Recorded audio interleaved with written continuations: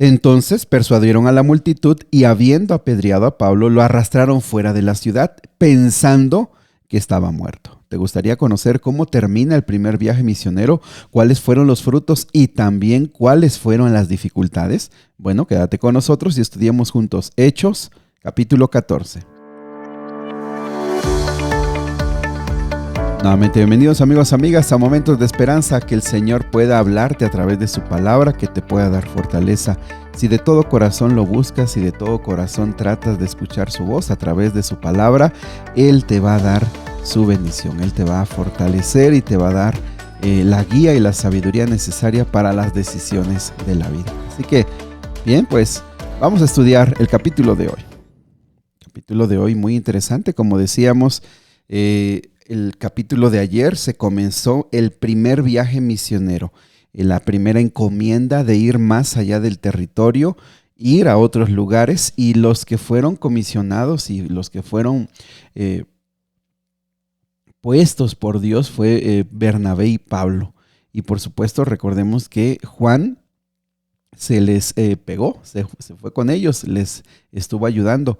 Pero también algo que cabe resaltar es que él se regresó en el primer viaje misionero. Capítulo de ayer veíamos que Juan Marcos, el que escribió el Evangelio, pues se regresó y no se sabe claramente, porque algunos especulan que pudo haber sido el temor. Él era joven, el temor de las dificultades, las tantas personas que estaban en contra de ellos, pero finalmente él se regresó. Muy bien, en el capítulo de hoy vemos cómo, versículo 1, aconteció en Iconio, que entraron juntos a la sinagoga de los judíos y hablaron de tal manera que creyó gran multitud de judíos, asimismo de griegos. Ojo con esto, aquí nos deja claro que la predicación de Pablo y de Bernabé era una predicación llena del Espíritu Santo, que tocaba el corazón de las personas. En este caso fue una gran multitud. Judíos, recordemos, eran los que de nacimiento eran judíos y practicaban esta fe. Y en este caso la palabra asimismo de griegos se entiende que eran judíos, pero que hablaban griego. Ojo, también con eso. Ahora, versículo 2 dice: los judíos que no creyeron excitaron y corrompieron los ánimos de los gentiles. La palabra corrompieron también se puede traducir como envenenaron. Estas personas, estos judíos, se van a referir a los que están apegados, son totalmente apegados a la fe judía y no han abierto su corazón al conocimiento de Cristo Jesús. Entonces estos envenenan a los gentiles. Los gentiles son los paganos, los que no están creyendo ni en judíos ni en cristianos, nada de esto. Los envenenan para estar en contra de estos nuevos discípulos. Entonces, debido a esto y debido a que a mucha multitud creyó, se detuvieron allí bastante tiempo, hablando con denuedo, dice el versículo 3, que tiene que ver con entusiasmo, con la habilidad de tratar de explicar. Ojo con esto, ellos no fueron a hacer milagros, ellos fueron a enseñar la palabra de Dios. Y el Señor dice que daba testimonio a través de sus acciones, a través de sus manos, se hacían señales y prodigios. Recordemos, la enseñanza, la predicación del Evangelio, y en segundo lugar venían los milagros. Sin embargo, la gente estaba grandemente dividida. Por un lado estaban con los judíos y por otro lado con los apóstoles. Mira, aquí hay algo bien interesante. Esta es la única ocasión en la que a Bernabé también se le llama apóstol. Y en este caso también se le llama apóstol a Pablo, aunque él se va a denominar así apóstol. Y esto quiere decir que se ponen en el mismo nivel que los 12 discípulos. Recuerda, los 12 discípulos en los evangelios ahora se les llama apóstoles. Muy bien. Sin embargo, se empezó a tramar un plan para apedrearlos, pero sabiendo Bernabé y Pablo que iban a ser apedreados, ellos salieron de allí, huyeron y se fueron a otro lugar.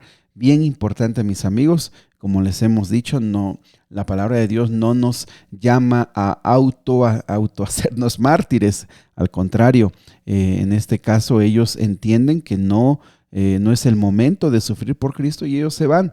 Y también este acto los impulsó a salir de ese lugar. Ojo con esto, quizás si no hubiera habido este plan de apedrearlos, quizás ellos se hubieran quedado y no hubieran avanzado. Ojo con esto, es una clave muy importante para la vida también. Pues el versículo 8 nos recuerda que llegaron a Listra y allí vieron a un hombre que era cojo de nacimiento, jamás había andado, versículo 9, pero sucedió algo interesante. Este hombre lo observaron y se dieron cuenta que este hombre tenía la fe para ser sanado. Y entonces, en el versículo 10, Pedro le dice, levántate, perdón, Pablo le dice, levántate sobre tus pies y ponte derecho. Y él se levantó y anduvo. Entonces la gente, recordemos, ya no estamos en el contexto puramente judío, estamos ya en un contexto griego. La gente al ver este milagro empiezan a gritar en lengua licaónica: dioses bajo la semejanza de hombres han descendido a nosotros. Para ellos era un asunto extraordinario ver este tipo de milagros que, recordemos, en el tiempo de Jesús, en Judea, en Galilea, pues algunos nunca creyeron a pesar de haber visto todos estos milagros. También algo importante es que en la tradición griega, en esa ciudad, ellos contaban que estos dioses Júpiter y Mercurio en algún momento habían descendido y nadie los había reconocido salvo dos ancianos, y toda la ciudad fue destruida, y estos ancianos que reconocieron a estos dioses, pues ellos vivieron. Por eso en esta ocasión como que les queda claro o tratan de ver en Pablo y Bernabé a estos dioses y entonces los empiezan a clamar. Bernabé es Júpiter.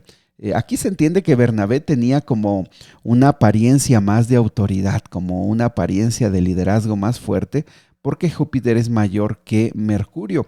Pablo probablemente tenía una apariencia un poquito menor que Bernabé, por eso se le llama Mercurio. Y también algo importante es que Pablo es el que hablaba, y eso da pie para ellos para decir, bueno, este es el mensajero, cumple la función de Mercurio. Y se levanta un gran revuelo en toda la ciudad. Aún el sacerdote del templo que estaba ahí frente a la ciudad ya trajo los toros, trajo guirnaldas, y entonces iban listos para ofrecerles sacrificios. Cuando finalmente ellos entienden, porque recuerden que ellos estaban hablando en lengua licaónica, cuando entienden finalmente lo que está pasando, rasgan sus ropas y se lanzan contra la multitud diciendo: es que nosotros, ¿qué están haciendo? Nosotros somos hombres igual que ustedes, y lo que realmente está pasando es que estamos hablando de que ustedes se conviertan al Dios vivo, al que hizo el cielo, la tierra, el mar, más allá de Júpiter, más allá de Mercurio, al Dios que les anunciamos es sobre todo esto. Versículo 16, en las edades pasadas, Él les ha dejado a todas las gentes andar en sus propios caminos. Ojo, pero ahora les ha mostrado su poder y su gracia a través de la lluvia, a través de mandarles el alimento, a través de la alegría que dan nuestros corazones. Miren, qué importante es que aquí Pablo y Bernabé hacen una defensa no con el conocimiento judío, sino con el conocimiento general.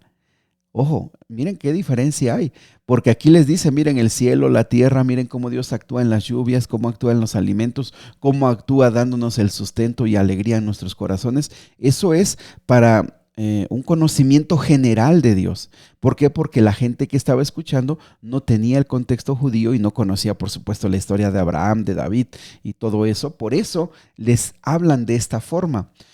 Entonces, vinieron unos, ojo con esto, qué interesante, que siempre hay gente malvada.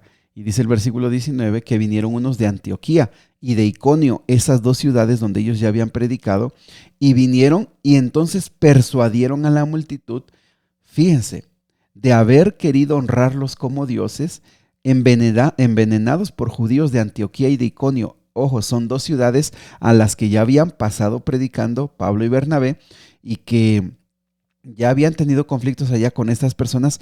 Ellos vienen aquí a buscarlos y envenenan, persuaden a la multitud, y ahora en vez de honrarlos como dioses, los empiezan a apedrear.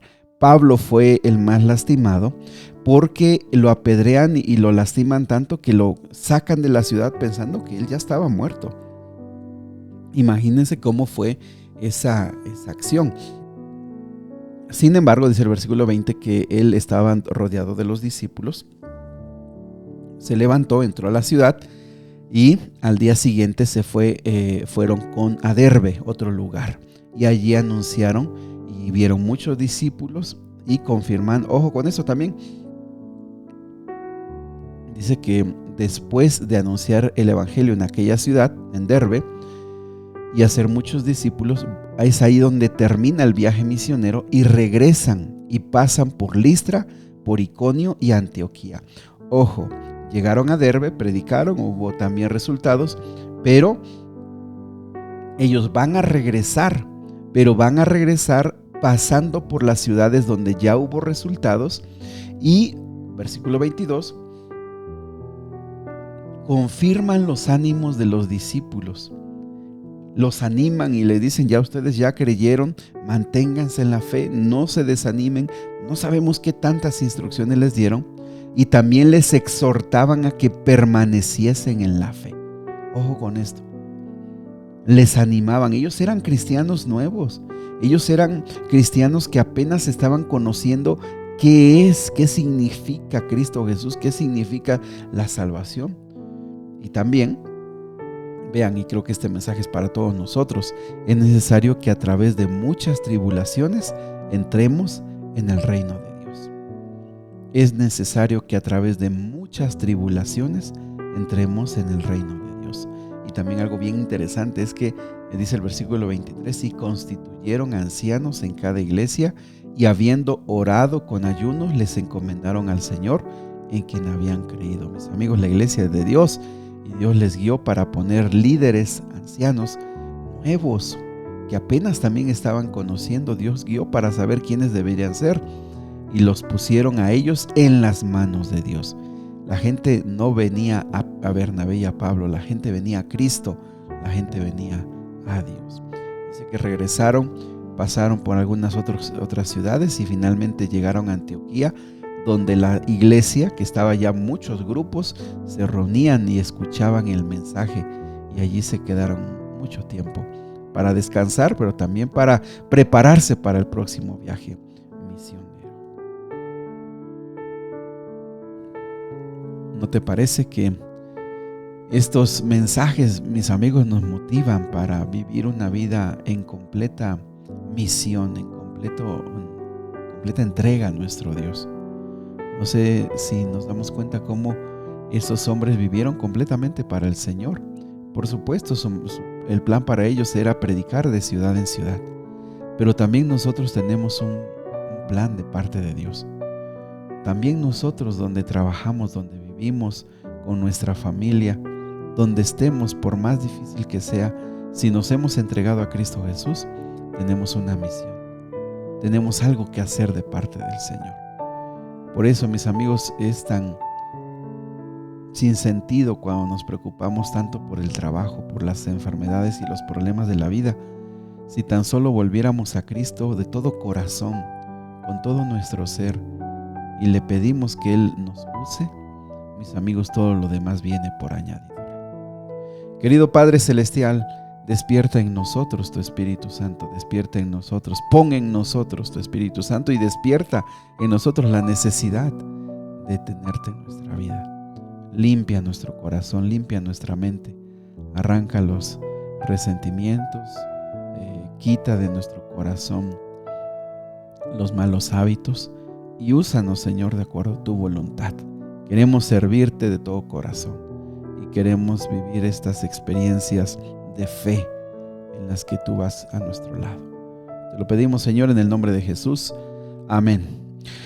Sigamos orando, mis amigos. Abre tu corazón al Señor, el Señor quiere escucharte.